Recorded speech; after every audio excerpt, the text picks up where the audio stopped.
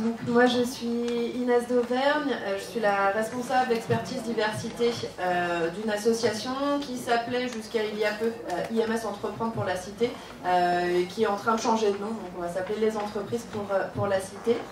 Donc notre association, en fait, elle fédère un réseau de 300 entreprises qu'on accompagne dans la mise en place de leur politique de non-discrimination et de diversité. Donc moi, ça fait 10 ans que j'y travaille. Donc on héberge aussi le secrétariat général de la Charte de la diversité.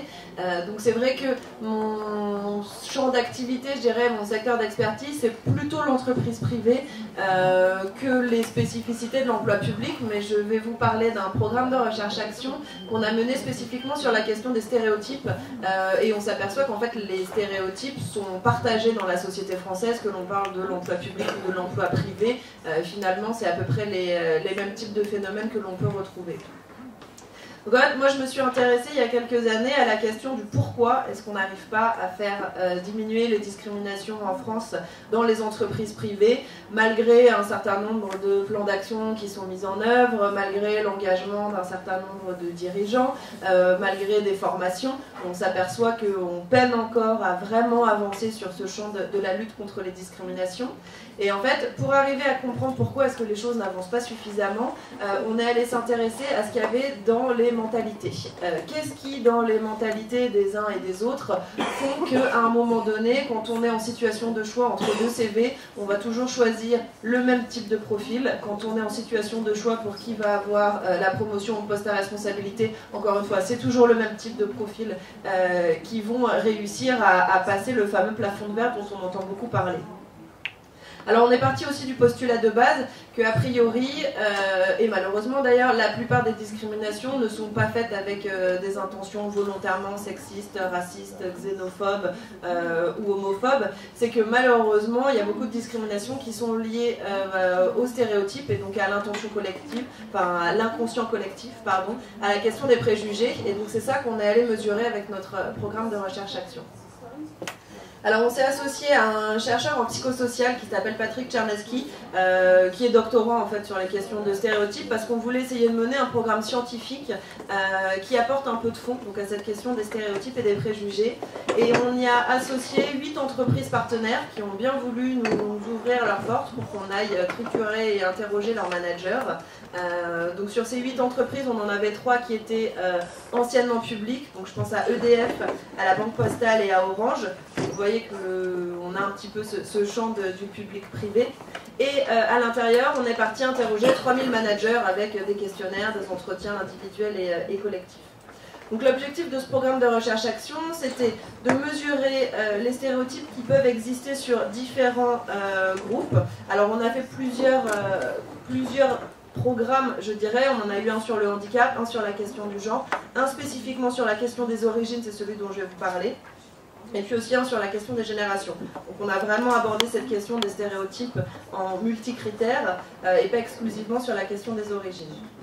Donc pour le programme dont je voulais vous parler, donc ce fameux programme où on a interrogé les 3000 managers dans les 8 entreprises partenaires, on est allé regarder les stéréotypes qui pouvaient exister sur les blancs, les stéréotypes qui pouvaient exister sur les noirs, les stéréotypes qu'on trouvait sur les maghrébins, les stéréotypes qu'on trouvait sur les Européens de l'Est, et puis les stéréotypes qu'on trouvait sur les jeunes de quartier, parce qu'on a aussi voulu intégrer une dimension origine sociale et ne pas rester que sur la dimension origine ethno-raciale.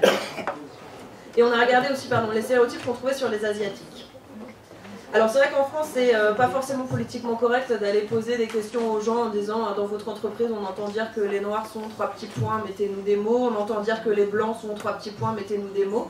Mais c'est vrai qu'on s'est dit qu'il fallait qu'on passe un peu au-delà de cette barrière du politiquement correct pour rentrer vraiment dans le cœur de ce qui se nichait dans l'inconscient collectif et dans les stéréotypes. Et alors, premier résultat dont on s'est aperçu, c'est qu'on n'a pas pu mettre en évidence de stéréotypes qui existent sur les blancs en France. C'est-à-dire que les mots qu'on a récupérés chez les 3000 managers, ils sont tellement différents les uns des autres que, a priori, on n'a pas pu identifier de stéréotypes sur ce groupe-là. Sur le groupe des Asiatiques, il y a des stéréotypes extrêmement positifs qui existent. En gros, c'est un groupe auquel on va associer des qualités autour de ils sont travailleurs, ils travaillent bien en collectif, ils sont doués en informatique, ils sont fidèles à l'entreprise, ils sont fiables, etc. Donc on est sur des stéréotypes, mais plutôt sur des stéréotypes qui sont positifs. Sur le groupe les Européens de l'Est, c'est intéressant parce qu'on a deux types de stéréotypes différents qui vont se dégager. Il y a une partie plutôt positive qui va être aussi autour des valeurs travail, ils sont plutôt sérieux, plutôt fiables. Et puis on a une partie très négative dans le stéréotype sur tout ce qui va toucher aux populations roms, donc ils sont considérés comme alcooliques, délinquants, voleurs, hors de l'entreprise, peu fiables, etc. Donc le stéréotype sur les Européens de l'Est, il est vraiment bicéphale, je dirais. Après, troisième groupe que nous avons mesuré, donc le stéréotype sur les Noirs, on s'aperçoit pareil qu'il est ambivalent dans le sens où il y a une dimension plutôt positive autour de la chaleur humaine. Donc on nous a dit les Noirs sont sympathiques, sont souriants, sont chaleureux, sont plutôt agréables. Par contre, il y a des caractéristiques très négatives associées sur ils sont lents, ils sont paresseux, ils sont feignants. Donc là, vous voyez vraiment les stéréotypes qu'on peut entendre au café du coin. Tous les résultats que je vais vous donner, vous verrez qu'il n'y a pas de surprise, mais c'est vrai que c'est intéressant d'arriver à montrer qu'ils ont une réalité dans l'inconscient collectif. Parce qu'après, ça va avoir énormément d'impact en matière de discrimination. Quatrième groupe qu'on a mesuré, le groupe des Maghrébins. Et alors là, le stéréotype, globalement, il est plutôt négatif. Et avec une vraie différence, qu'on ne trouve pas du tout sur les autres groupes, entre les femmes maghrébines et les hommes maghrébines. Donc le stéréotype sur les femmes maghrébines, il est plutôt positif. Elles sont courageuses, elles sont volontaires, elles sont travailleuses, elles veulent s'affranchir d'une certaine domination masculine en étant hyper impliquées et actives dans la sphère professionnelle. Donc on a plutôt des stéréotypes positifs, avec certaines associations qui sont faites autour de la religion, c'est-à-dire que les femmes maghrébines, elles sont aussi parfois voilées. C'est le seul groupe sur lequel il y avait des associations qui étaient faites à la religion. Sur le stéréotype sur les hommes maghrébins, là c'est un stéréotype qui est extrêmement négatif, c'est le plus négatif de l'échantillon. Les hommes maghrébins ont des stéréotypes qui leur collent à la peau, qui sont extrêmement négatifs sur la dimension. Ils sont misogynes, ils sont agressifs, ils sont difficiles à manager, ils sont difficiles à gérer dans l'entreprise. Et donc là, on est vraiment effectivement sur des étiquettes qui leur sont accolées, qui sont extrêmement négatives. Et là, on rentre effectivement, je vous disais tout à l'heure, sur l'impact et le lien que ça va avoir par rapport aux discriminations, sur un groupe qui va être particulièrement discriminé, justement en raison de ces stéréotypes négatifs. Et puis donc le dernier groupe dont je vous parlais, qui est le groupe Jeunes de quartier, là on voit qu'il y a une vraie association, un vrai amalgame qui est fait entre le groupe précédent, donc le groupe maghrébin et le groupe Jeunes de quartier, sur lesquels on trouve à peu près le même type de stéréotypes, c'est-à-dire plutôt positif sur les femmes et sur les jeunes femmes, qui sont considérées comme courageuses, volontaires, etc. Donc on a vraiment effectivement le stéréotype de la jeune femme qui veut arriver à s'en sortir en s'intégrant dans le monde professionnel, et des stéréotypes très négatifs sur les hommes, donc pareil avec difficile à manager, difficile à intégrer, etc. Donc ça, je vous dis, c'est l'essentiel du contenu des stéréotypes qu'on a pu relever de notre étude.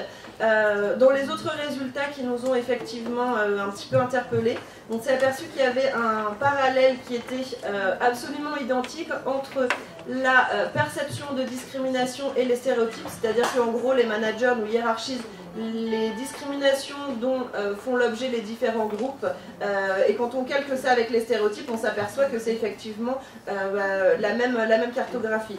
Pour être clair, les stéréotypes sont très positifs sur les Asiatiques et il y a très peu de discrimination perçue à l'égard de ce groupe. Et les stéréotypes, je vous disais, sont très négatifs sur les jeunes de quartier et sur les Maghrébins. Et la discrimination à l'égard de ces groupes sont perçues de manière extrêmement forte.